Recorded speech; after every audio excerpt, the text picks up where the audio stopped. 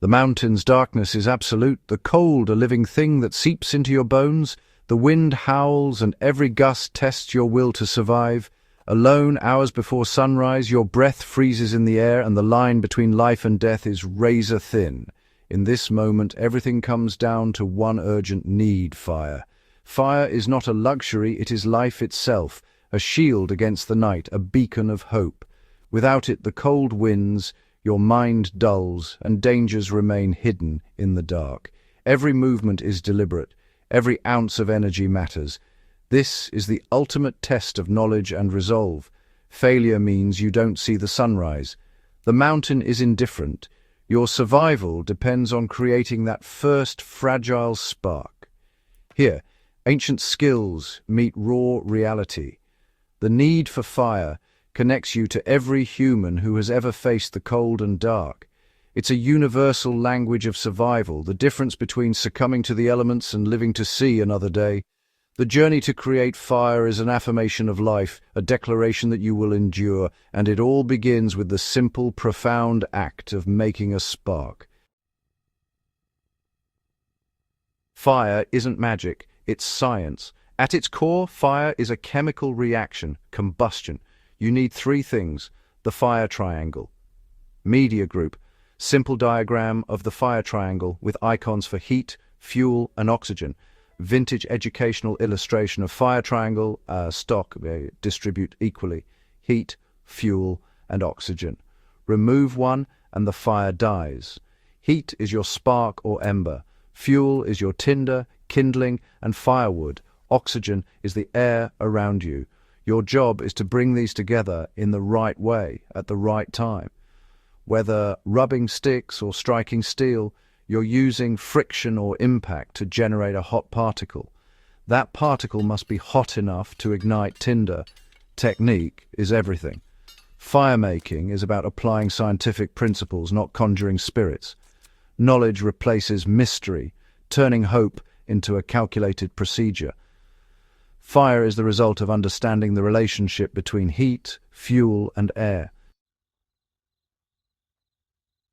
For our ancestors, making fire was a vital, difficult skill. Friction fire, like the bow drill, meant rubbing wood together to create heat and eventually a glowing ember. It's an art form. The right wood, perfect dryness, flawless technique. Minutes of effort might yield a fragile ember to nurture into flame. Flint and steel was a leap forward, striking steel against flint to create sparks of molten metal. Catching a spark on charcloth required preparation and planning. Ancient firemaking wasn't spontaneous, it demanded knowledge, the right tools, and prepared materials. Losing your kit or wet tinder could be fatal. Fire was never taken for granted. It was earned through skill and perseverance. These old ways remind us, survival is about preparation and patience. The invention of ferrocerium, the ferro rod, revolutionized firelighting. Unlike flint, it's a man-made alloy that produces intensely hot sparks when scraped. Invented in the early 20th century, it changed survival forever, scraping the rod shaves off particles that ignite at low temperatures, burning hotter and longer than steel sparks. A ferro rod sparks can reach 3,000 degrees Celsius, igniting even damp tinder. Unlike matches or lighters, it works in any weather, rain, snow, or cold. It's simple, robust, and reliable. As long as you have the rod and a striker, you can make fire. The ferro rod supercharges the principle of flint and steel, making sparks easier and more certain. It doesn't require the physical effort of a bow drill or the precision of charcloth. Now, anyone can create fire. No expert skills required. Comparing ancient firemaking to the ferro rod shows a stark difference in efficiency. Bow drills demand patience and endurance. Flint and steel require precision and the right materials. The ferro rod produces a cascade of hot sparks with a single movement, yet the science is the same. Creating a hot particle to ignite tinder. Modern tools don't replace ancient knowledge, they build on it. Understanding old methods makes you a better firemaker, even with new tools. Patience and attention to detail are still essential. Hot sparks are useless without good tinder. True resilience comes from layered knowledge, knowing both ancient and modern techniques. If you lose your ferro rod, ancient skills are your backup. Mastery is understanding principles, not just memorizing steps. History is filled with stories where fire meant survival. Soldiers in trenches, explorers in polar wastes, lost hikers in the wild.